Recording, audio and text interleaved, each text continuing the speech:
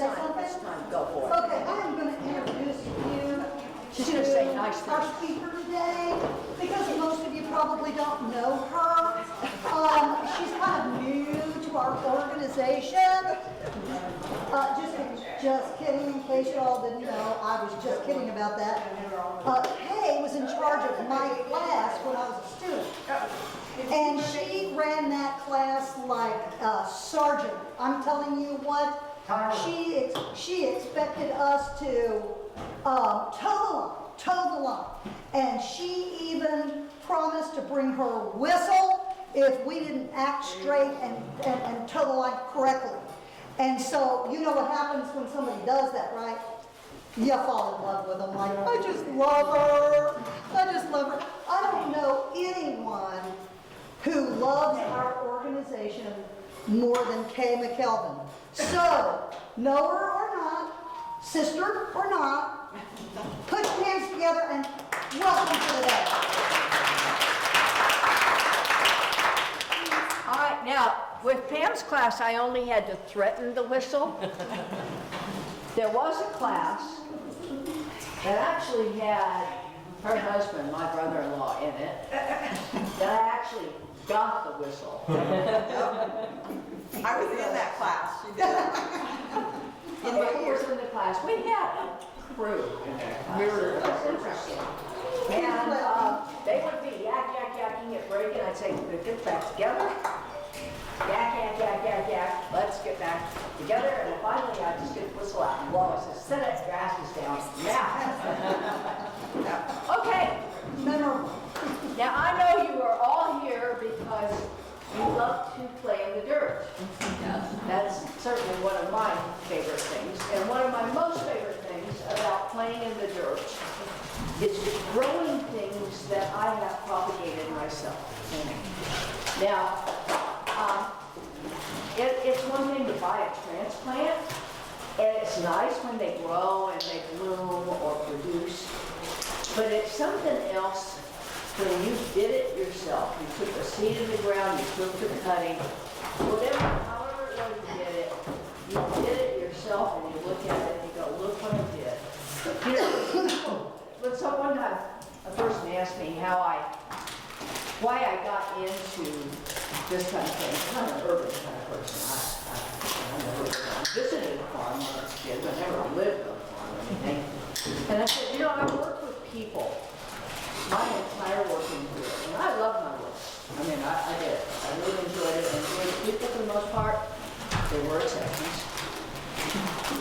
But when you work with people, you never really see an end result. It's always a process.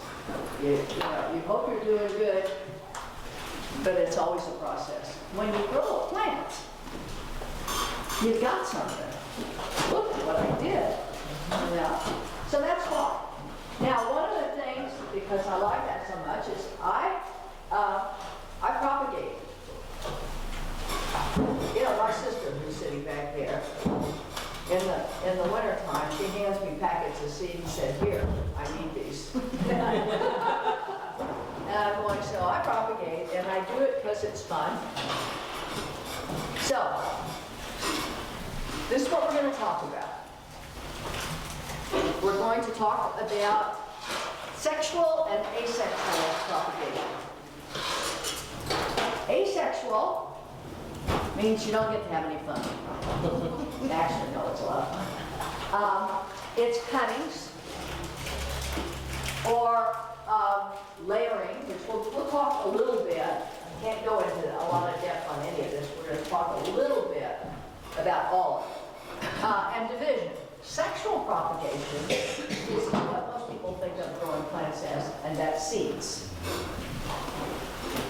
Ooh, I think I'm going a little too fast. Let me go back. Okay. So I want to cover some kind of general stuff that applies to all of them first. First is the importance of hormones in plant growth. And this is, it doesn't matter what kind of propagation you're doing. Hormones are critical to people's growth, and they're critical to plant growth. Auxins are the hormones in particular that we're talking about. And they cause a plant to grow. I don't know how to make that complicated. I'm sure a scientist could give you great depth and detail. They cause new branching, they cause new rooting. And so how you treat that plant will cause things to happen at different places in the plants. Some media.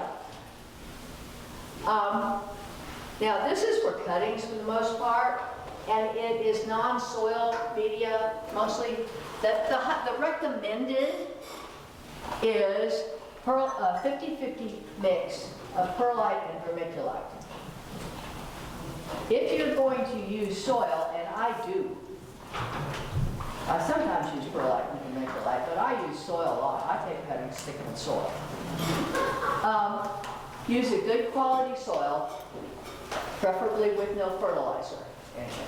I have, good luck, I have some cuttings in my greenhouse right now of desert roses. I wasn't going to grow any desert roses this year because they kind of bombarded the plant sales last year. So I let the seeds all grow off my plants, and then I haven't had any people ask me for desert roses. So I've got some cuttings going. They're just in soil, and they seem to be doing fine since one was trying to bloom. And I said, I'm sorry, baby, the blossom's got to come off because you want the energy going to the roots. Now, as far as seeds are concerned, when you use and soil, what you need to buy is that every Miracle Grow and everybody makes Espanola, Esponza, I forget what the other one is. Anyway, you can buy bags of soil that is specifically developed for growing seeds. It's not going to have bark or anything like that. It's very fine. And so I use that.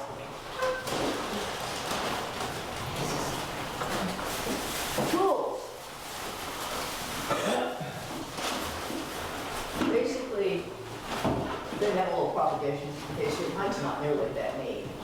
I have my potting bench and it's got stuff, you know. But you need to put together your stuff ahead of time so you're not running around going, I need this. And we'll talk a little bit as we get to each category about what stuff you will need. And obviously plants, if you're growing seeds, you will need seed containers. You can get little ones like 6 inches like you buy at the seedlings in at the nursery. Or I have 36 and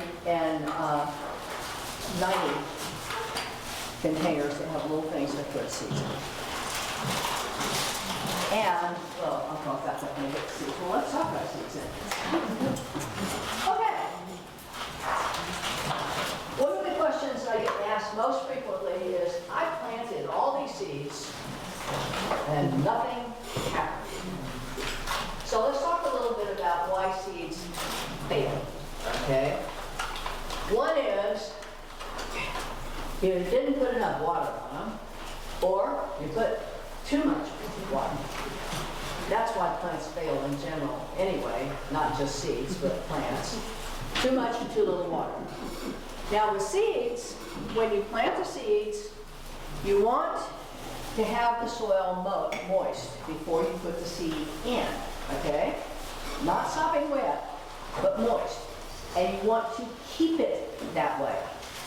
So you need a, back in the tools, we saw there was that little mister bottle, or a hose that has a mist thing on it, which is what I use. I also make sure, and this is particularly true if I'm starting seeds in cool or cold weather. If it's in cold weather, you should have a heat mat under them. In either case, get something to grow on that you can put a clear plastic cover on top of so that it creates kind of well, it keeps the moisture in.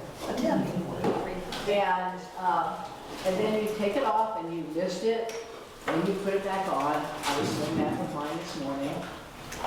So, too little or too little water. Plants is to the wrong depth. We'll talk about depth here in just a minute. But too shallow or too deep can make a big difference. It's got the wrong time for here. You know, when I first moved to Texas, it's been 12 years ago, April Fool's Day. Yeah, I mean, movers were moving stuff in my house and I'm going, okay, I hope it's not a sign.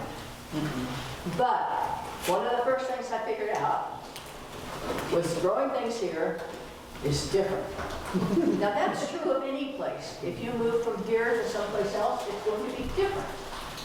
And so you have to kind of understand what will work here and what will not. Temperature for your soil, one of the reasons for the heat mat, it can be too cold, and therefore the seed will not germinate. It can be too hot. So that's one of the reasons why you use heat mats in the winter time. And I have seeds growing right now, zinnias that I've got going for Earth Day sale. And they don't have heat mats because how hot is it in getting here in the day periodically here? That'd be overkill with seeds. The seeds could have been diseased. It could have become diseased, or you could have used something on them, a tool or something on them that had contamination. They could just be too old. Now we're going to talk about seed packets in just a second, but they can be too old. They don't last forever, except for weeds. When you come to my main presentation, if you haven't heard it, some of them last for years. Germination, light requirements. You need light to germinate seeds. Right up on top of the seeds. Or you're just not paying enough attention. Okay, seed packets. Read the seed packet when you buy seeds. All seeds are not created equal. And so read it. It's got a wealth of information. It'll tell you how many seeds are in the packet. It'll tell you what the light requirement is for the plant once it's germinated. It will tell you how long it is to germination, how long it's going to be until fruiting or blossom. It will tell you all sorts of stuff. It will also generally, not always, now I'm going to apologize, but I'm sure that all of you have been fighting this whole pollen thing too. And it's much better since we got the sort of not rain last weekend. Well, that's pretty much what it was, not rain, but it was wet. But drainage issues. Where was I? Oh, it will sometimes tell you what the germination rate may be. When you get a packet of seeds, say there's 30 seeds in a packet, you're not likely to get, you might get, but you're unlikely to get 30 seeds germinate.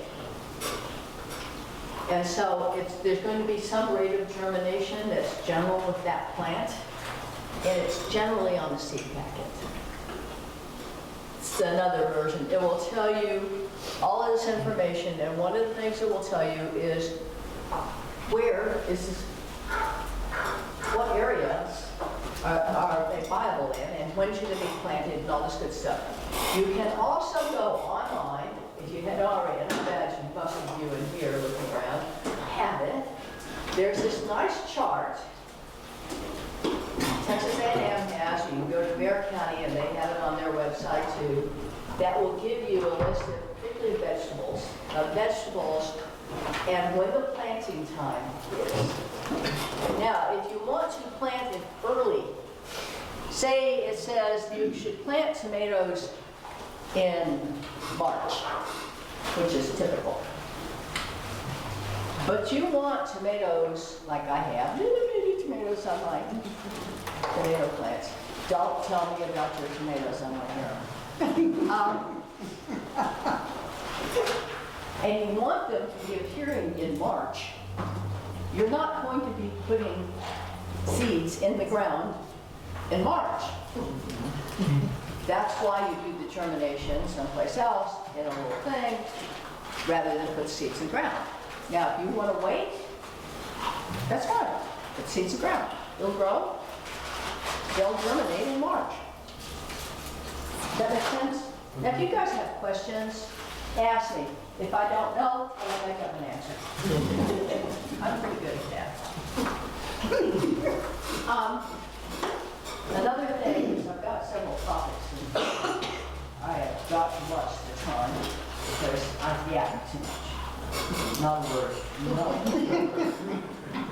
Okay. Seed depth. I mentioned why seeds fail.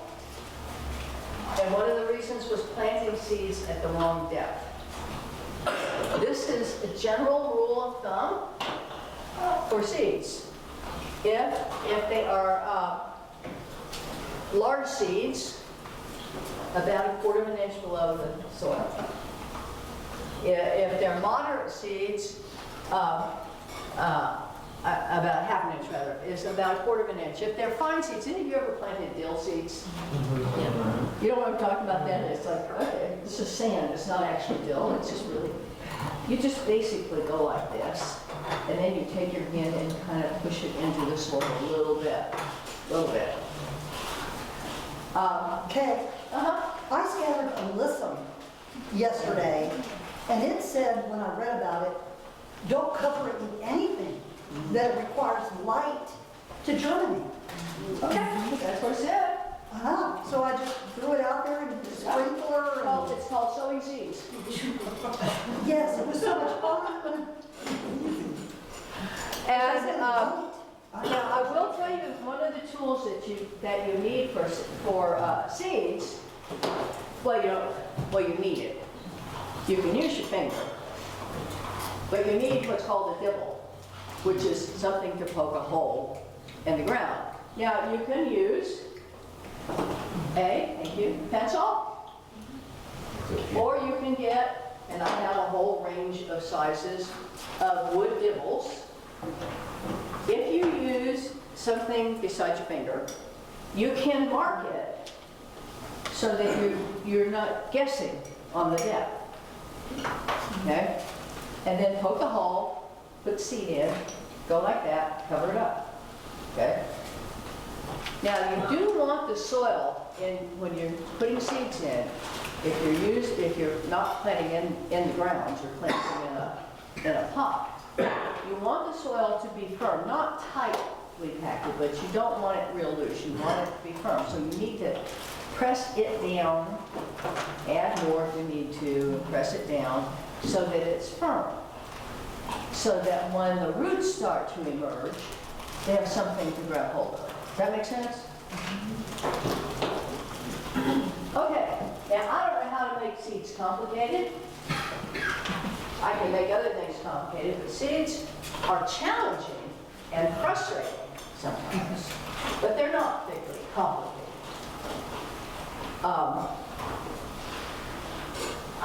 My challenge these days is I get this packet of seed and I'm going, I'm supposed to. And I have arthritis. This is a challenge. Now, one of the other things that you can do, and I just got threw water on my glasses from my phone. One of the other things you can do is, with your dibble, is moisten the tip of it. Put your seeds on a flat surface, like a plastic plate or something, and then go pick up a seed and put it in the hole. So you don't have to try and grab. Yes? So, should we water before we put the seed in, because after we water the soil? Well, you should have your soil moist. But it'll have to. Yeah. You don't, I mean, not water, but it should be moist. And what I put, the way I do it, is I put soil in a bucket, and I water the soil, and I go like this, and I water the soil, and I go like this, until it's nice and moist, and then I put it in the containers that I'm going to grow the seeds in. And then after that, I check my seeds at least daily. Depending on the weather, I may do it twice a day to make sure that the soil is staying moist. And if it's not, I moisten it. Now, I know a lot of you are pretty experienced with doing this sort of stuff, so if you have any suggestions or anything to add, please do so. Okay, anything else on seeds? The other thing, besides the light, is don't let the seedling get too spindly and too big. Once it comes up out of the ground and it gets, two things, and I should have remembered this earlier. Once it gets a true leaf, you know what a true leaf is. The first leaf that comes up is not a true leaf. You need to wait for the second pair of leaves. Then you start monitoring its growth. If you've got a little tiny container with seed in it, you don't want it to outgrow the container. You need to do what's called, people call it potting up or bumping up, whichever. Move it to a bigger container. Now at that point, the same rules apply in terms of soil moisture. You don't want to overwater, you don't want to underwater, you want to keep it moist. Okay. Plant division. This one's my favorite because it's the absolute easiest thing in the whole world to do, with one caveat. Basically, you have a plant that lends itself to being divided, and the only thing you have to remember is if it's a flowering plant, it's when you do it. So for a fall flowering plant, you do the division in the spring. For a spring flowering plant, you do the division in the fall. Okay? That's so that you get established and produce the next season. If you have things like ferns, they don't care. You know? So you can divide them anytime you want. I recently, well, let me go back. Tools you need. Obviously, you're taking it out of one pot and putting it in another. You need a knife. And when I am saying a knife, I'm not talking about I'm starting to bring my usual. Most of you are familiar with the fact that I carry a little bag of visual aids around. I'm really busy this morning, and they did get put together. I'm not talking about a little paring knife. I'm talking about a butcher knife, okay? Big knife. Or sometimes a hacksaw or pruning saw. Yes, Is the knife serrated or not? Your knife? no, it helps if it is. I think so too. Yeah, it helps. It's not necessary, but it helps. This last weekend, I divided a foxtail fern. Y'all familiar with foxtail ferns? Everybody kind of knows. Not really a fern. It's really an asparagus plant. Well, a version of an asparagus plant. But it was one that I always had foxtail ferns, and it was one that I was going to divide last year, but somehow didn't get it done. This created a problem because that sucker didn't want to come out of the pot. Now, when you're going to pull something out of a pot so it can be divided, first off, water it thoroughly so that the soil is, at this point, wet, not moist. And you lay the pot on the side and you pull the plant out. And it should be like that, you know, full of plunger. That was not how this works. I'm going, come out. This I know you can come out. And then I got it out, and I got my big butcher knife out, and I started big butchering it, and I'm going, this is not going to work. So we ended up at the saw. The roots were like bound like this and like rock, and so you have to separate them a little bit before you repot too. Okay. Some of them are much easier than that. Mostly you just pull it out, you hack it up into 2, 3, however many pieces you want, put them in new pots, water and fertilize with additional soil, water and fertilize, that's it. So it's easy. I have a question. I'm trying to make it hard. Yes, ma'am. I have one like that, and I've got this much root coming out of the top of the plant because I didn't do that last time. And so when I divide it, do I just like cut some off the bottom because I've got You can. that much? You can. So cut it in half and just leave a little root, or just pull it apart? No, just pull them apart. So leave that much of the. Yeah. Yeah, you can pull some off the bottom if you want, but you don't want to cut it in half. Okay. Okay. Layering, another fairly easy. Layering is where you, I know there's got to be a way to make this stuff complicated. I'm really, really smart when I talk about it, but I don't know how to do it. Layering is, there are several different kinds. There's simple layering, there's compound layering, and then there's air layering. This is the one that actually takes a little bit of work. The rest of it, eh. So, simple and compound layering. Basically, you have a flexible plant whose branches will come down and hit the ground, and you take the branch and you put it on the ground where there's a leaf node, because that's where people put roots out, right? There's a leaf node, you dig a little hole, you press the branch in, you cover it up, while still attached to the mother plant. Simple layering is if you just do it once. Compound layering is if you take the thing and do it 2 or 3 times with the same branch. Now, if you want to, you can take a very sharp knife and score where the leaf node is a little bit and put some growth hormone on there. And that will encourage it to do it. Trust me, some of these things will do it, whether you have that, do that or not. These are some plants that will do it. Now, I will say it has roses up here. A word of caution on roses, besides the thorns.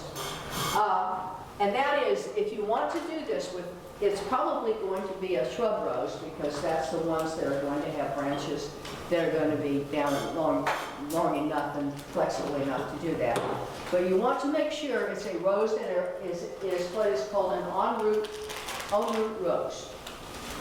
Because hybrid teas and some floribundus and stuff have been grafted onto other roots. Well, if you do that, they may not be strong enough to support because they're the kind of flower that needs that grafting. Does that make sense? So, but ivy, almost any kind of vine, this will work with. Even trumpet vine, Pam. Now we're going to get into the fun stuff. This is air. Has anybody here ever done air layering? All right. Air layering is you have a plant and you want another one just like it. When you do cuttings and this sort of stuff, that's what you want, is you want a clone of the plant that you've got. Find a bud, a node on the branch, one of the stems, and you're going to cut a ½ inch to an inch above that, make a cut all the way around the stem. And then you go below, about the same distance, cut all the way around. Then peel the bark off. Now, technically, you are supposed to then leave that stem to dry for 24 hours. Now, when I took the advanced propagation training, which we used to call specialist training, I like that sound so much better. When I took the advanced propagation training, we didn't have the luxury of letting things dry for 24 hours, and mine still work fine. So you let it dry for 24 hours, you come back, you put UV hormone on that 1.5 inch space that you peel the bark off of.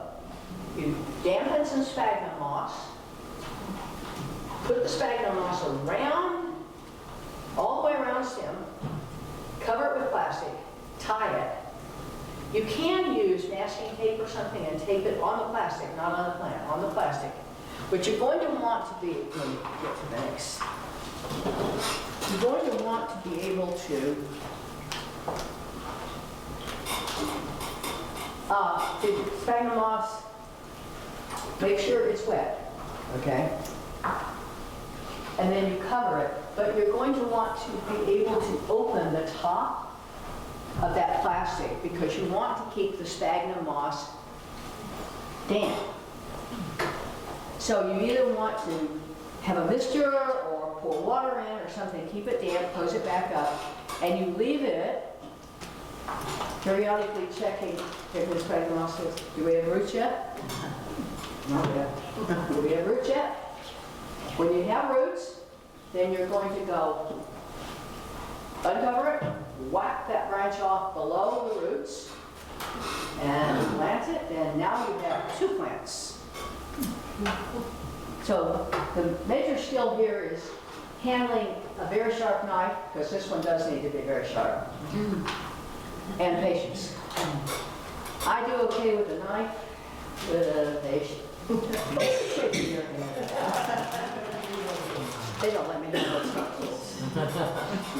They being my sister and the family. Okay. Cuttings. What am I doing on time here? So lots of different kinds of cuttings. Stem cuttings, leaf and bud cuttings, root cuttings. And if we have time, we'll talk about bulbs. So, when you're talking about taking a cutting off of a plant, there are several different kinds of wood that you're dealing with. One is the base down here, which is hardwood. You got semi-hardwood, softwood, and the top, the petiole. The petiole is where when you have a leaf, you have a little stem that connects it. I'm doing this, you probably know it already, but we use terms going forward. People go, huh, we should have done that. The little stem that connects the leaf to the stem of the plant. That's a petiole, okay? So these are the terms that we'll be using. So, some things about the plants. One, make sure you got a healthy plant. Okay? Sorry, Pam. Yeah, Pam's got a little issue, but healthy plant helps. She's helping. She's And then it's the kind of plant you want.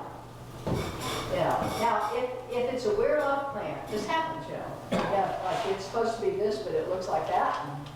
If you want that weird-off, that's fine. Go ahead and take a cutting of it.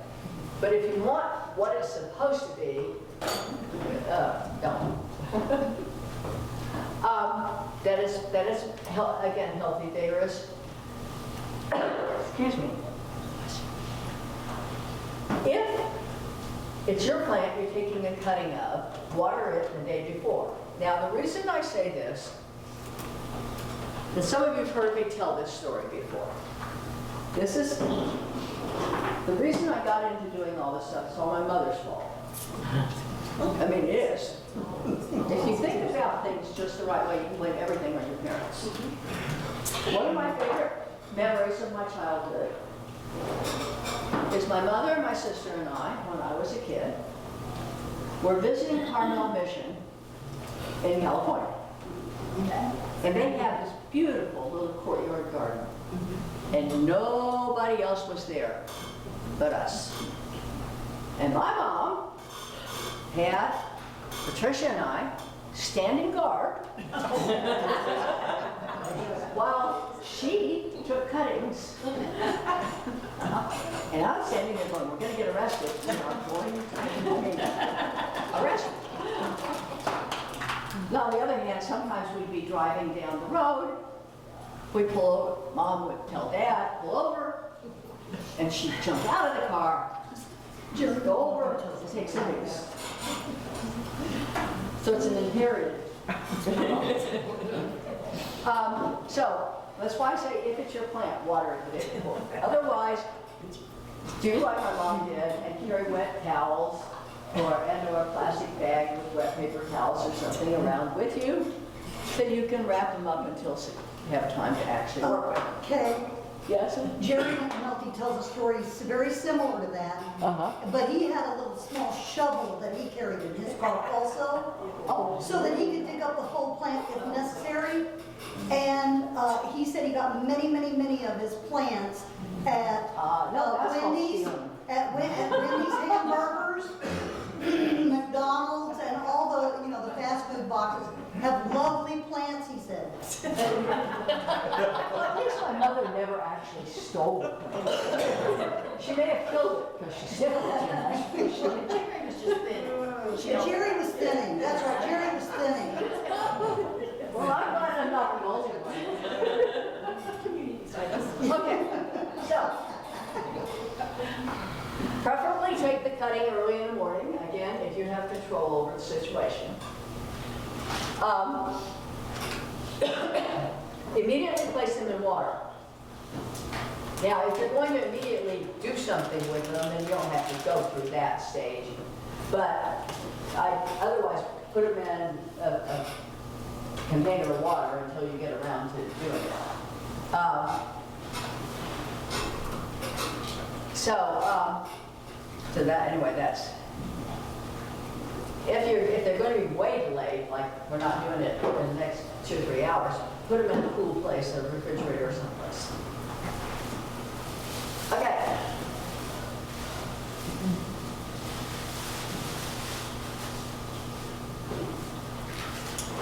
So we're going to talk about when to do this, ideally, again. I've done it at all sorts of times, and it generally works. Now, when you're taking a cutting, let me give you just one other little word of advice. Don't just take a cutting if you have any choice. Take multiples, because they may not all root. Just like the germination rate for seeds, there's the germination success for cuttings as well. And so, I would say a minimum of 3, just to make sure. Now, all 3 of them may work great. That would be wonderful. But at least you'll have one. So,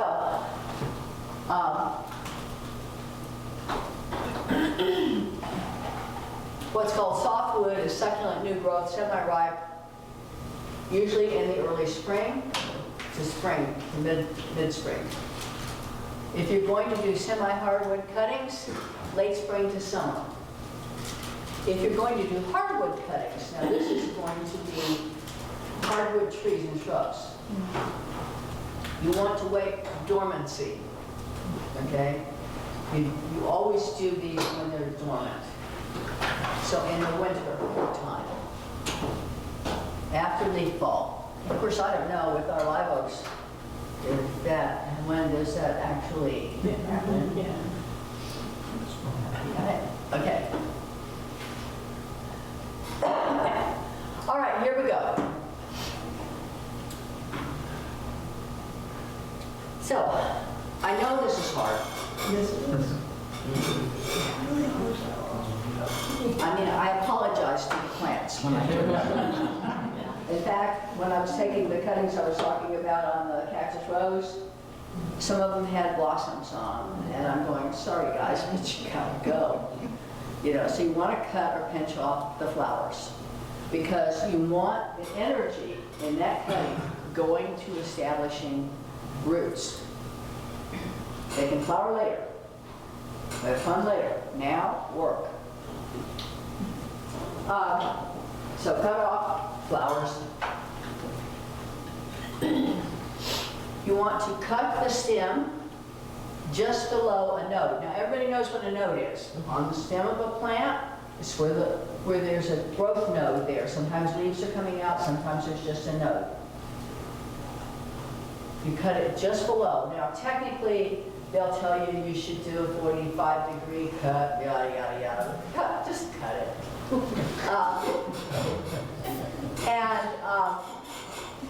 But the node is where the roots are going to form.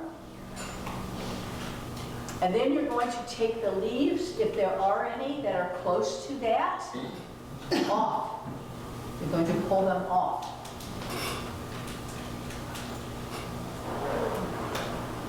So, remove more leaves.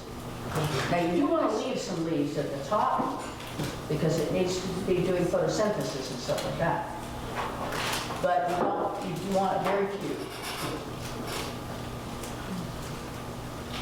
If you have large leaves, if it's a plant with large leaves, cut the leaf in half. Again, you don't want it putting energy into anything but unnecessary except forming roots.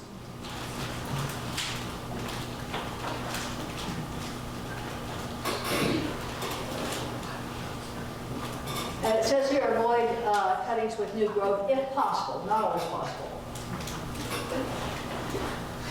Okay, where are we? Oh, heel cuttings.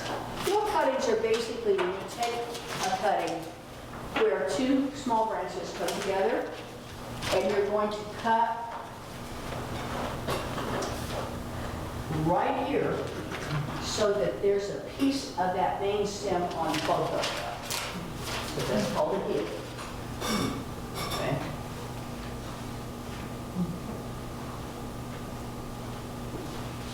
And you're going to go through the same process here. You'll pull the lower leaves off, and I'll talk about scoring the stems here in just a second.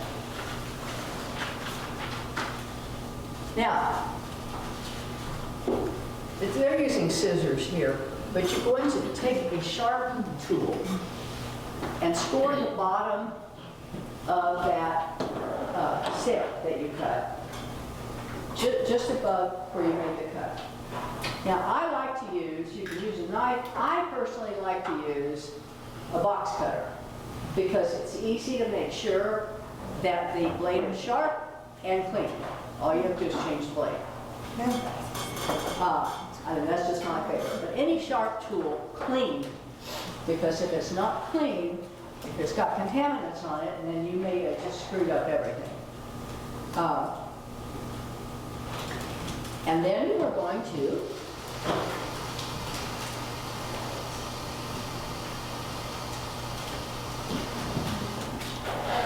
put rooting hormone on. Now, when I went through the tools that you need, and I meant to mention this, the rooting hormone, critical to lots of things.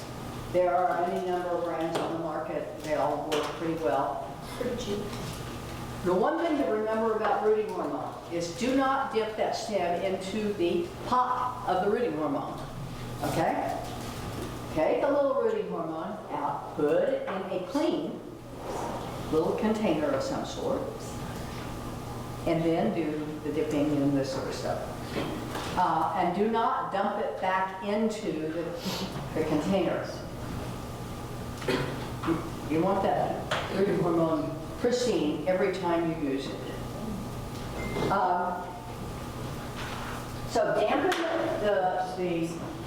your stems, dampen it so it will hold the rooting hormone. This has to be damp, not wet. Stick it in the rooting hormone, tap the excess off. It doesn't need to be coated in stickings. Have some on.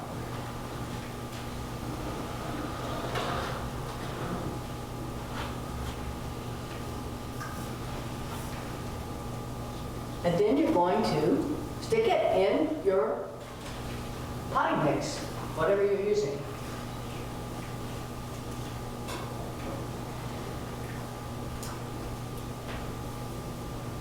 Okay? If you haven't already done so, reduce leaf area. You do not want lots of leaves. How deep? I'm sorry, what? How deep do you plant this? Now on this one, I go so that I had 3 leaves at the end of each. It's just a judgment call depending on what kind of plants you're doing. Deep into the soil, he wants to know. Yeah, the smaller ones.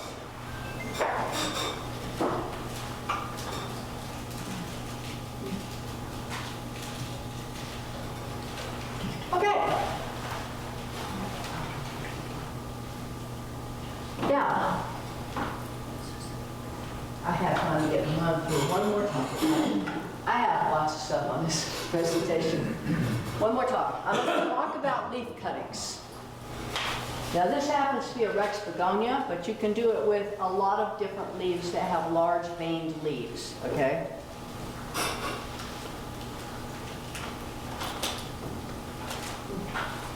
Now for a Rex begonia, you're going to mix up a bleach water solution. That's going to be a 20 to 1. So you just want a little bit of bleach. And you're going to soak the leaf that you're going to cut in it for just a few minutes. 1 to 5. Yes, sir? Is this also for African violets? Because I hear you don't get the leaves wet in African violets. Yeah, you can. You can soak those puppies? Well, no, you don't have to soak African violet, but you can do this with Yeah, I'm trying it right now, but I didn't soak. I've never soaked it. I mean, I don't do African violets very often, but I've never read anything about soaking, just begonia. Okay. Okay. Now, you're going to take that very sharp instrument again. It needs to be sharp on a flat, hard surface that's clean. I keep saying the word clean because it's really important. And you're going to cut along the vein of the leaf because that's where the growth is going to occur. So you're going to cut this leaf into little pieces along the veins.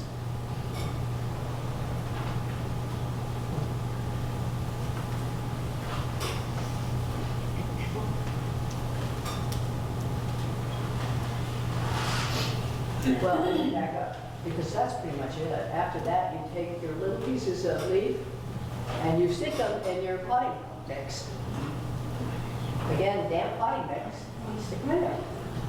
Is there a little piece of vein hanging out on each of those little leaf cuttings? If possible. Each one, yeah. If possible. And that's what you want to kind of put. Yes. Yeah. So Again, it's got that's, some kind of thing to cut it. that's where the roots will. And you don't have to worry about the mid vein, the major vein. All right, moving on. Thank you. More leaf things. I have a Somebody question. else have a question? Yes, on the begonia propagation, do you worry about the mid vein, the major mid vein? Do you just cut that one out and use the secondary veins coming off the mid vein? Let me make sure I understand my hearing being what it is. Let me come back over there because I don't want to give you the wrong answer because I didn't hear the question. Go back to your begonia slide.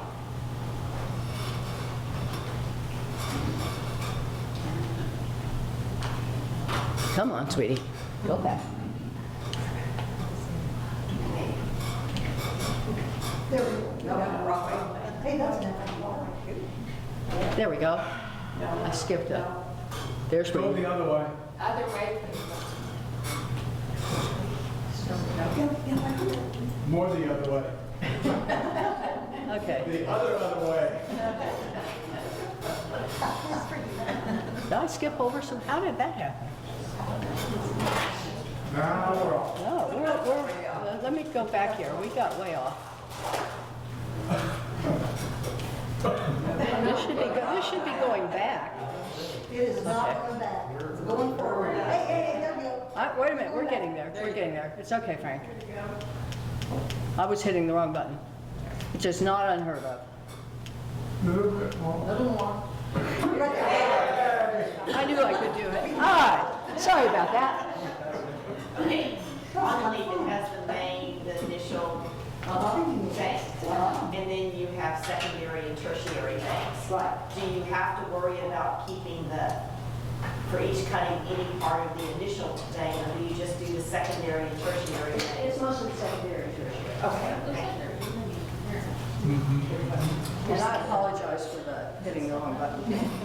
It was fun. Yeah, it sure does. Okay. A different kind of leaf cutting is what's called a leaf and bud cutting, where you cut a stem that has a leaf on it. And then you plant the stem, the leaf will leave the leaf sticking up. Now, this doesn't take any rooting hormone or anything, you can just do it. But if you want to put some on, fine. Yes? Do you cover that Yeah. with a, like, Oh, with knitting? the plastic and stuff? I don't usually cut, you can. It depends a lot on the weather. Just the soil. Yeah, yeah. But if you want to put plastic, if you want to do what's called like a soda bottle terrarium, where you cut a big soda bottle in half and fill it with soil, and then you put the top back on to create a humidity, you can. But I guess not necessary. All right, now, African violet. leaf and petiole cutting. I'm doing it right now. This is, you remember where I told you about the petiole was, which is the little stem that connects the leaf to the main stem. You basically take the cutting at the base of the petiole next to the stem. And this one you're going to use hormone. And then you're going to just stick it. Now again, you can cover this if you want to. You need to be careful with cuttings that you don't get it too moist so that the leaves start rotting, okay?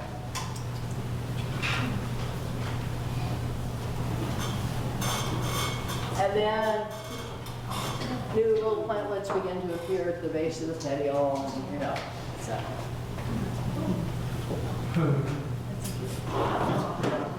We got a new class. Yay! Yeah.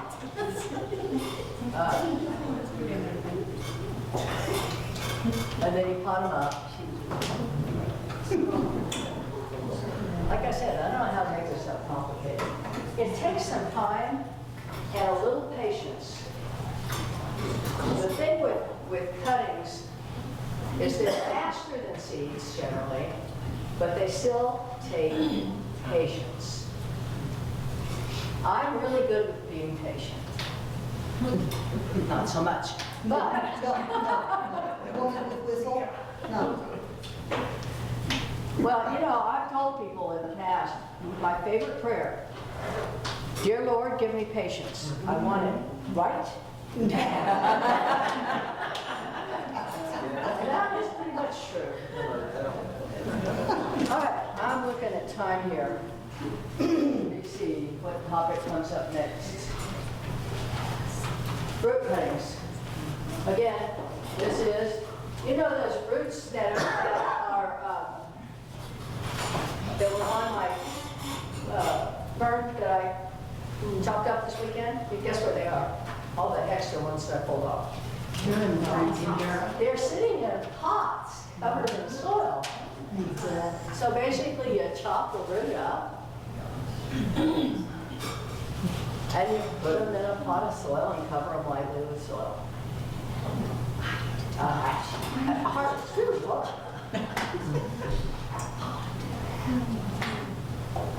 Okay. Other option, and this is great for kids because you can really see the process is when you take a cutting. And now some plants lend themselves more to this than others, but you can root it in water.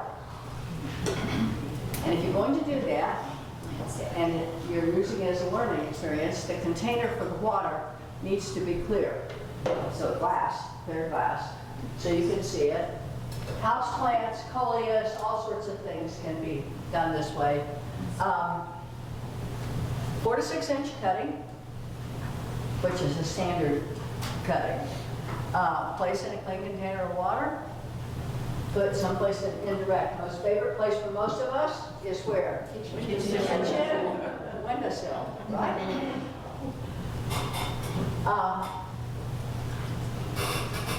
Monitor the water because it probably is going to need to get changed.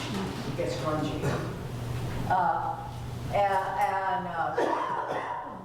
Transplant when you see roots form.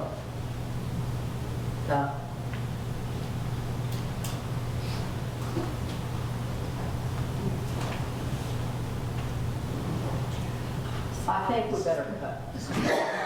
We're not going to do it unless you want me to talk really fast. Yes. Yes.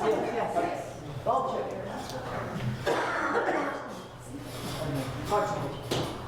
Parts of a bulb. Now this can be done with any flowering plant that grows on a bulb, or you could do it in garlic.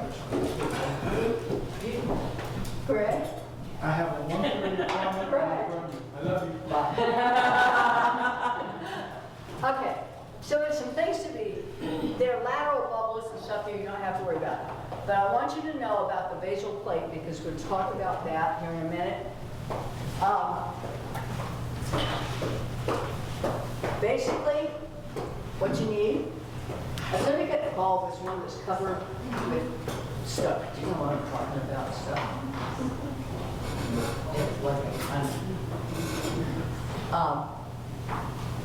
If you have a container filled with perlite, some dusting sulfur, that's optional, but it does reduce the chances of infection, okay? And a sharp knife. So, remove the foliage on the outside of the bulb. Cut the bulb in half.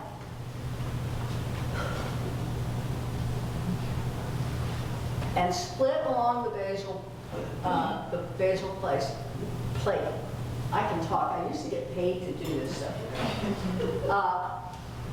Equally. Now you want to make sure that every piece of that bulb that you plant has some basal plate on it. That's why I said this is important. Because that's where the roots are going to form. So you can cut it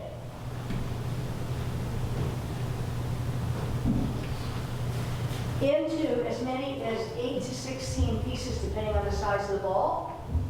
But you need to make sure that every single one of those pieces has some basal plate. Stick it in perlite.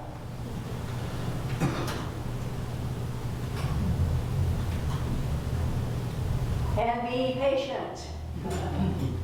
It's going to look like everything's dead.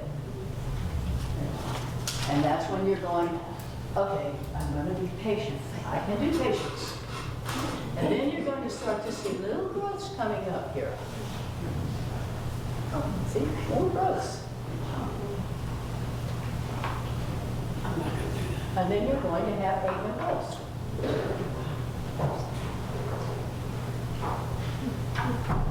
Oh my God. You're going to separate them out of that pot, put them in their own place, either in soil or in pots. How many weeks are you talking about? I'm sorry, what was that? How many weeks are you talking about from putting it in until? How long? It's going to depend on what it is. So I can't give you a general response to that. You're going to be patient, right? All right, patient? Yes, Kathleen? So a corm, like gladiolus, does that count? Uh-huh. Can you chip a corm like gladiolus? You know, I've If it's never not tried it, but I don't technically- see why you couldn't. It's, Try it and see. Okay, let me know. right.